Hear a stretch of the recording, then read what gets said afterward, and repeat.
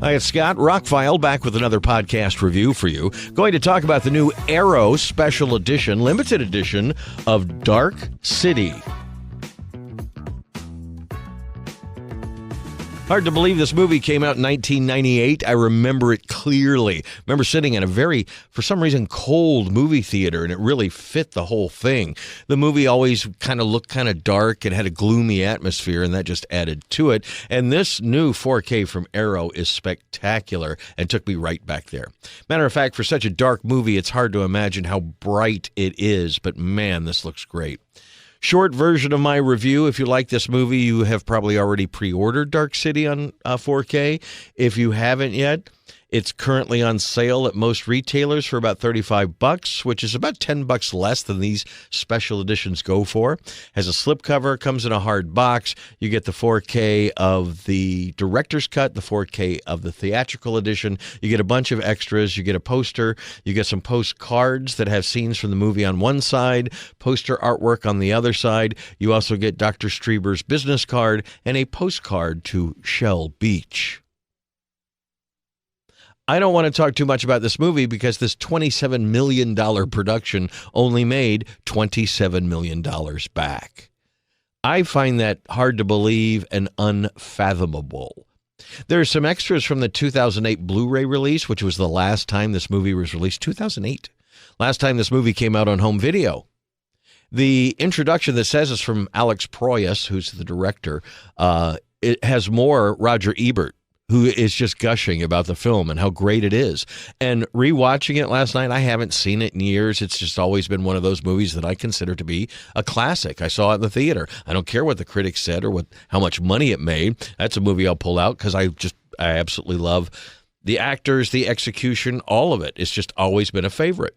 So I pre-ordered this without any hesitation. It could have been crap, but I still wanted the box set. I wanted the whole kit and caboodle, and thankfully it turned out. I would honestly say that this 4K is going to wind up in the year-end releases. You know, when they list the top 10 4Ks of the year, this is going to be one of them, absolutely without a doubt. Alex Proyas directed this. He also directed The Crow and I, Robot, among a few other things. Rufus Sewell stars. You also have Kiefer Sutherland, Jennifer Connelly, Richard O'Brien, remember from Rocky Horror, William Hurt, Ian Richardson. Sorry, I'm a rock guy, so Ian Anderson always comes. Ian Richardson is in this, and William Hurt. He used to be one of my favorite actors in his heyday. There wasn't too many people that were better, and he's really good in this. He really fits the role. So not getting into spoilers, but the movie kind of telegraphs everything from the opening. Now, the director's cut adds 11 minutes of footage, and it takes out the opening narration. The director always felt that gave too much away, kind of like Blade Runner, and I have to agree. I watched the director's cut for this review. I spot-checked the theatrical version, and I watched a lot of the extras. So the movie looks fantastic, 5 out of 5. I have never seen it look this good, even in the original theatrical presentation, because in 1998, it was probably on film. Like I saw it projected. It looks fantastic. The darkness that surrounds everything has detail now, and the brighter greens and things of the characters and creatures and things really pops against that dark background. The contrast is fantastic in this, the color representation. There's a few scenes that look a little grainier than others. A lot of those are the extended scenes that were added for the director's cut, but honestly, the movie looks pretty uniform for the most part. If you're not looking at it to review it, you would probably miss some of the I'd say 4.5 out of 5 type scenes, because honestly, I missed a lot of them myself. I was totally enthralled with the movie again. I think everybody does a fantastic job in the film, including the director. It's not a perfect film, but it is a 5 out of 5 for me. Watching it now, it still had the same kind of effect on me, even though I know the plot twist, I know the end.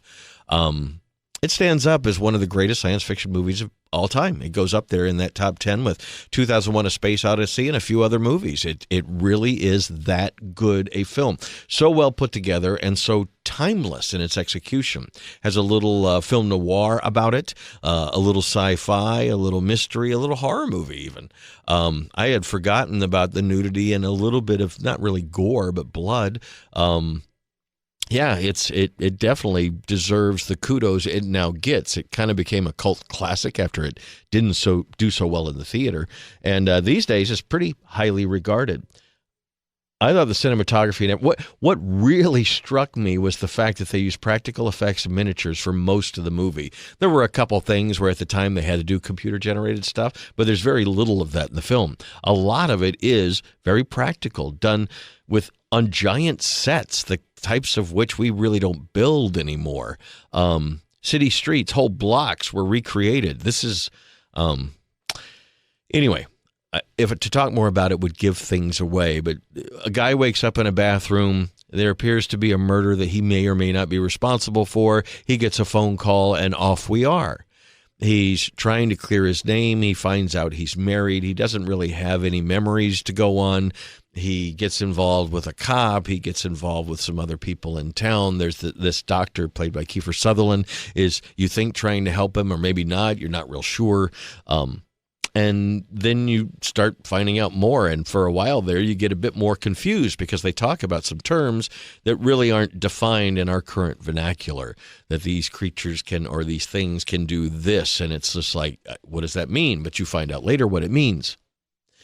I think the movie is paced well, even the director's cut, which adds 11 minutes. But I honestly was totally enthralled, not just watching it from a review perspective, but remembering how much I love this movie and how much about the movie I had forgotten, kind of like rewatching Batman recently. It's been a while since this is a favorite, so it's been a while since I've watched this. Like, oh, I don't want to watch that one. I've seen it so many times, but this was a revelation. It really looks, and the Dolby Atmos, incredible. I have never heard or seen. This movie now looks and sounds like it should. 5 out of 5, reference quality. This is one of the best releases of the year. So the extras on the director's cut, you get a new hour-long documentary produced in 2025. They talk to the director, they talk to the star, they talk to the art direction, the cinematographer. A lot of these guys, you have seen their work on other movies. It's interesting how they were trying to do something special here, and it really goes deep into it. Then there's 2 video essays. One by somebody talking about the film noir aspects of it. Another person for about 15 minutes talks about the spirals and mazes and what that all means. And it gives you extra layers to this movie. There is a lot to unpack in this movie. The second disc, the theatrical version, is also in 4K, fully restored with the Dolby Atmos soundtrack. Both of them have Dolby Vision and look fantastic. The theatrical version is just flawless. Like I said again, the Dolby Atmos soundtrack is great. Most of the extras from the 2008, if not all from the 2008 release, are on this, and they've been kind of cleaned up and whatever. One of the extras even tricked my player into turning on Dolby Vision on a 1080p, high definition video. The extras are fantastic. The book that comes with it was also fantastic and very well written. There's some great stuff in there that I didn't know. You also get a 2-sided poster. You get the 2 discs in a hard box with a slip cover. At $35 from Amazon and other retailers, walk, don't run, and get this before it sells out. This is the limited edition. Yes, there will be a standard edition down the road, but it will be about $35, and you won't get the book, you won't get the box, you won't get the poster, you may not even get the postcards. And I don't know, it's pretty cool to have a business card from Dr. Strieber and the actual postcard from Shell Beach. Pretty cool if you're wanting non-disc swag. Also, I want to do a correction. In a previous review, I mentioned Second Sight was an Australian retailer. It is not. Second Sight is a UK retailer, and probably the best of the boutique labels, at least one of the top 3, along with Arrow. Arrow is doing a fantastic job. I pre-ordered this directly from Arrow. That's why I got it a hair early. It comes out next week. Again, it's worth whatever you pay for it. I paid a little more than what it's going for now, but I bought it directly from Arrow, and I did get it a little bit early. 5 out of 5, 10 out of 10. This is my highest recommendation of discs I've gotten this year. The movie is fantastic. The presentation is fantastic. I have nothing bad to say about it. It really belongs on the shelf of any collector. If you like this movie, pick up this edition. It's just nice. It feels luxurious. It looks wonderful. I really had a good time with it. So 5 out of 5. Go get Dark City on 4K from Arrow. It's spectacular. Scott, I'm ROCKFILE. More podcasts on the way. A lot of podcasts, actually. So hope you like them. Thanks for listening. Have a spectacular day.